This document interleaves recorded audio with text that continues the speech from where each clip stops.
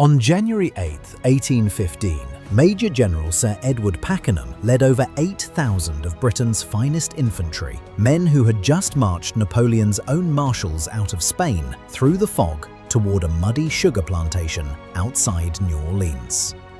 Pakenham expected this to be over before breakfast. What Pakenham marched into instead was a wall. Not stone, not steel, a strip of packed earth manned by pirates, farmers, and free black soldiers the United States barely considered citizens. A line the British Army had never once bothered to respect. So how did a rampart built by outsiders in 2 weeks, with borrowed gunpowder and stolen cannon, break the same army that had just ended Napoleon's war in Europe? To understand why this line mattered, you have to understand how badly the United States was losing. By the autumn of 1814, the War of 1812 had gone catastrophically for the Americans. British troops had marched into Washington, D.C. and burned it. The White House, the Capitol, government records, all of it, while President Madison fled into the countryside. American forces had spent 2 years being humiliated along the Canadian frontier. And now, with Napoleon defeated in Europe, Britain had thousands of battle-hardened veterans and an enormous fleet freed up for one final decisive stroke. Seize New Orleans, take control of the mouth of the Mississippi River, and choke off the entire American interior from the sea. The force Britain sent for that job wasn't a second-string colonial garrison. It was built around men who had beaten the armies of Napoleonic France in the mountains of Spain. Soldiers with more combat experience than almost anyone they'd face on this side of the Atlantic. Somewhere between 5,900 and 8,400 of them, depending on the day you're counting, backed by more than 50 warships. New Orleans, meanwhile, was in no position to be saved. The city was ethnically and politically fractured. Old French Creole families, Anglo-American newcomers, free people of color, and an enslaved population, all living under one nervous, divided government. Its defenders were scattered militia, and bizarrely, some of the best armed, most experienced fighters within 100 miles of the city were men the state of Louisiana had just spent the previous September trying to hang. Because south of the city, in the tangled channels of Barataria Bay, a smuggler named Jean Lafitte was running an operation that controlled roughly 1,000 men and dozens of ships. An entire shadow economy built on piracy, privateering, and contraband. Louisiana's governor had put a $500 bounty on Lafitte's head. Lafitte, in turn, had put a $1,000 bounty on the governor's. That's the environment New Orleans was about to be defended in. A city that hadn't yet figured out who its enemies even were, about to be hit by the finest army in the world. This is where the real protagonist of this story enters, and it isn't a general. It's a line of dirt. Running through what's now Chalmette, Louisiana, just south of New Orleans, was an old plantation irrigation channel called the Rodriguez Canal. A modest 10-foot wide mill race that had spent its entire existence moving water, not stopping armies. Nobody had ever looked at it and thought fortification. Engineers of the era were trained to think in terms of star forts, bastions, professionally surveyed defensive works, not a repurposed farm ditch. That changed on the night of December 23, 1814. British troops had landed just south of the city and, astonishingly, could have marched straight into an undefended New Orleans within hours.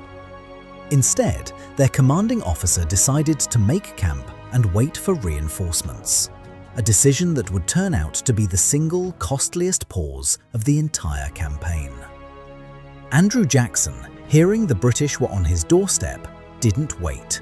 He launched a night attack, something British officers of the period considered borderline ungentlemanly.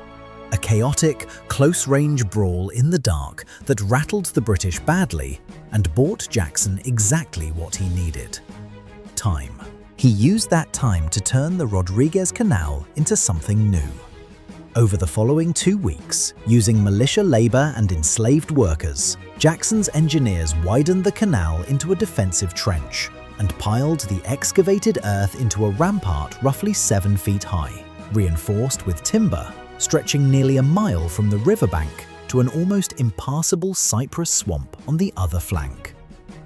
It wasn't elegant, it wasn't textbook, but it did something a textbook fortification often couldn't. It forced an attacking army into a single, narrow, exposed killing ground with no way around it. And a wall is only as good as what's mounted on it. This is where the pirates come back in. Jackson needed artillery expertise and material he simply didn't have enough of, and the most skilled cannon crews within reach of New Orleans were the very men the government had just raided.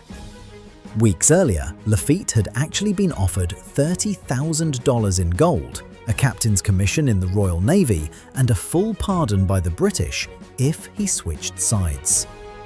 Lafitte stalled them for 2 weeks, then quietly warned the Americans instead, writing to the governor, "I am the stray sheep wishing to return to the sheepfold." Louisiana's response to that warning had been to send gunboats to burn his base to the ground anyway.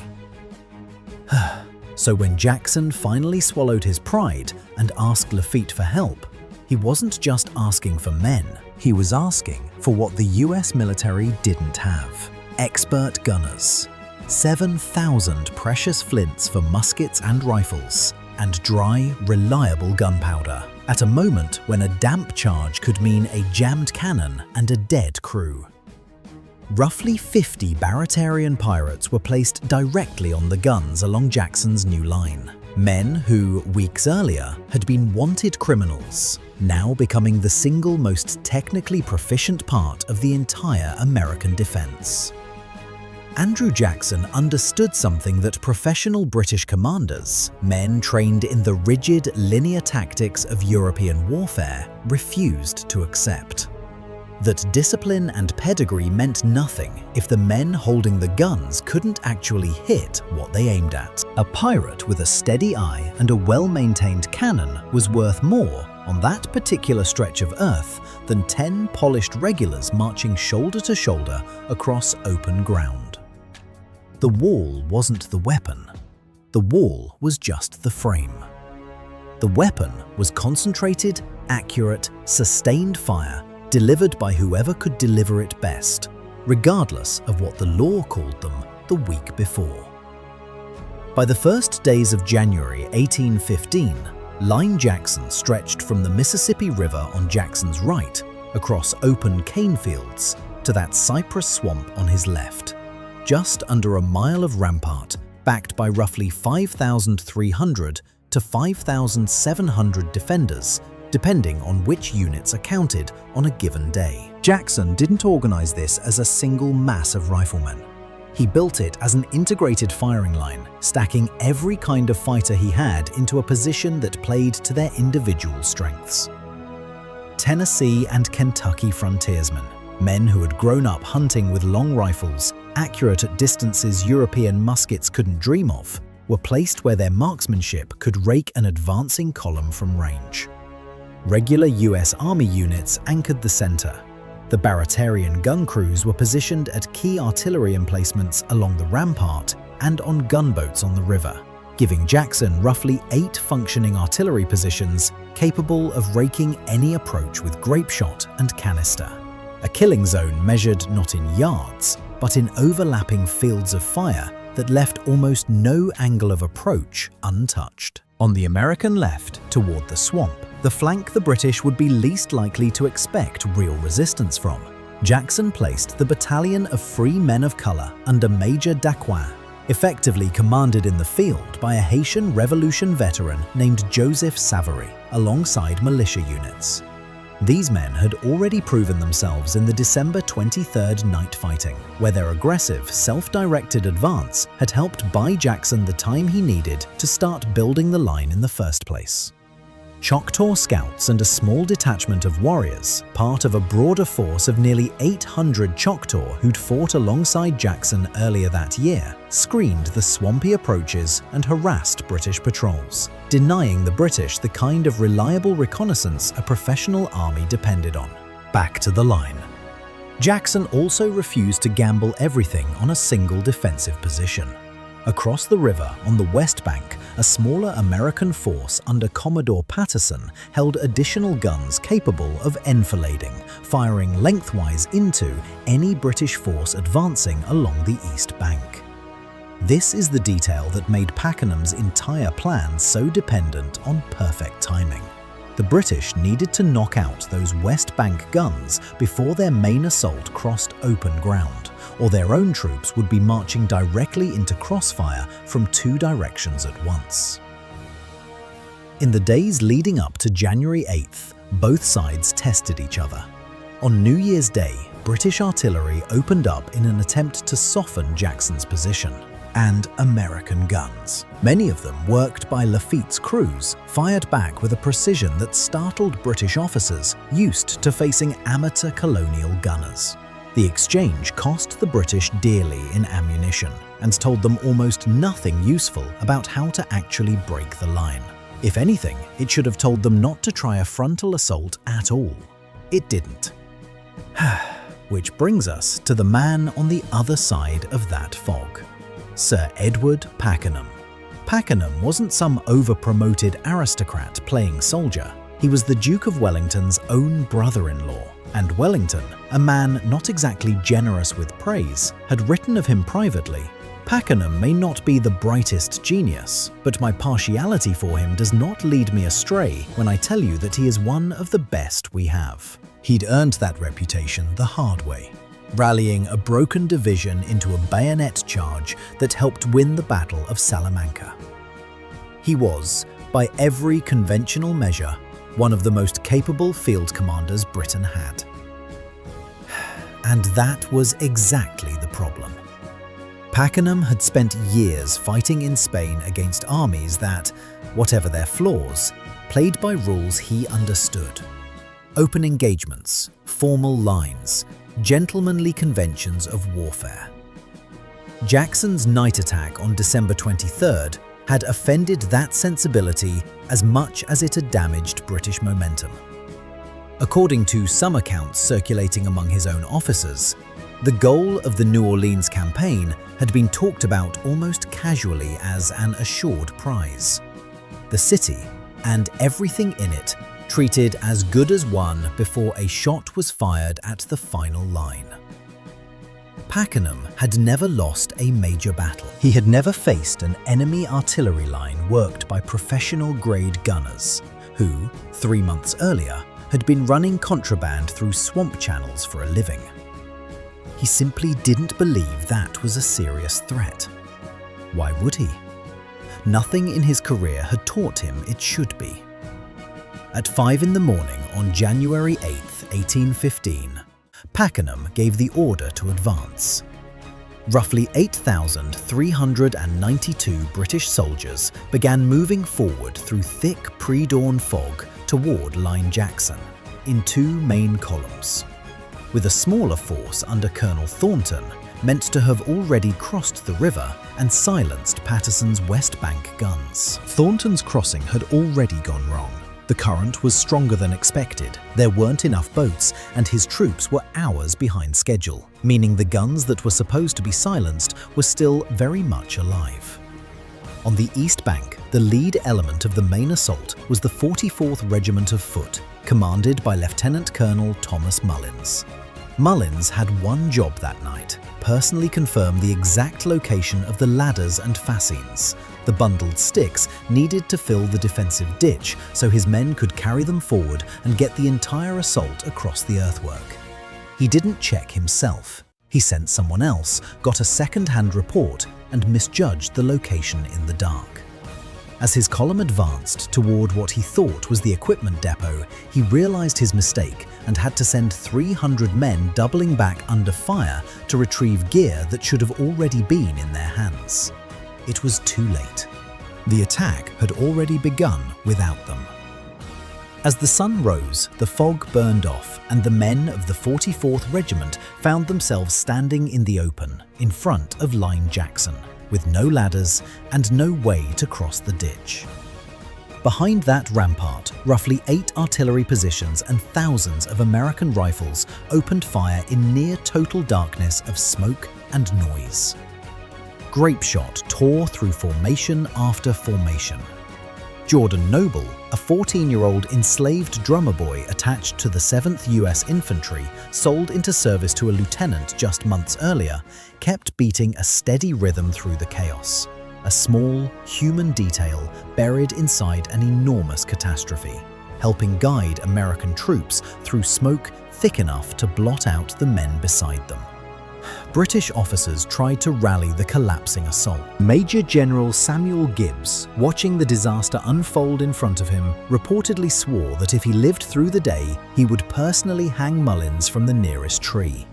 He didn't get the chance. Gibbs himself was mortally wounded minutes later.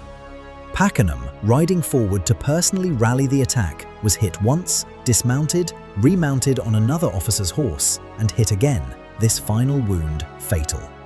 Command passed to General Lambert, who took one look at the wreckage in front of him and ordered a full withdrawal.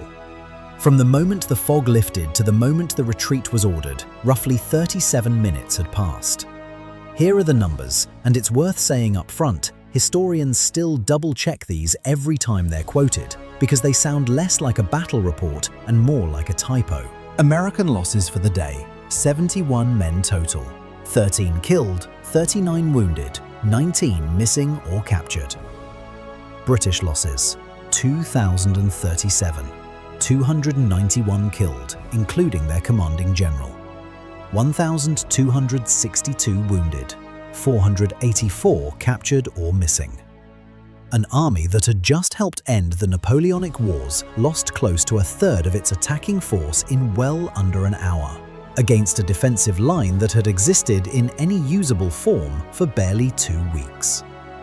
The strategic irony sitting underneath all of this is almost too neat to be true. The Treaty of Ghent, ending the War of 1812, had already been signed in Belgium 2 weeks earlier on Christmas Eve. Neither army at New Orleans knew it. The news of peace and the news of this lopsided, unnecessary victory reached Washington within days of each other in February 1815, and the two stories fused into a single myth of triumphant American resolve, even though this battle changed absolutely nothing about the treaty's terms. What it did change was doctrine and reputation. New Orleans became a case study, still referenced today, in what happens when a professional, doctrinally rigid army meets a fortified position defended by concentrated, accurate firepower rather than raw numbers or spit and polish discipline. Historians have long drawn comparisons between this dynamic and ancient battles like Plataea in 479 BC, where a coalition of Greek forces, including irregular fighters conventional armies looked down on, broke a numerically comparable invading force through terrain and cohesion rather than pedigree. The specifics are different by 2,000 years and 2 different continents, but the underlying lesson repeats. An army that stops respecting its enemy has usually already started losing. That's really the transferable principle sitting at the center of this entire episode. Line Jackson worked not because it was a brilliant new invention in fortification, but because Jackson was willing to trust expertise wherever he found it, even when that expertise came from men his own government had spent the previous month trying to hang. Pakenham's army, by contrast, had every material advantage and one fatal blind spot. They never once seriously considered that the people behind that wall might actually be good at what they were doing. Today, the ground where all of this happened sits quietly 6 miles outside New Orleans, inside Chalmette Battlefield, part of the Jean Lafitte National Historical Park. The Rodriguez Canal is still there, reduced now to a shallow trace in the grass, the only physical piece of the January 8th battlefield still visible where it originally stood.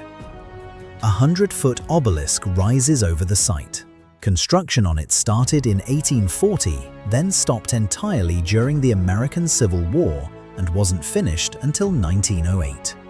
It took the country 68 years to finish honoring a battle that had taken 37 minutes to win.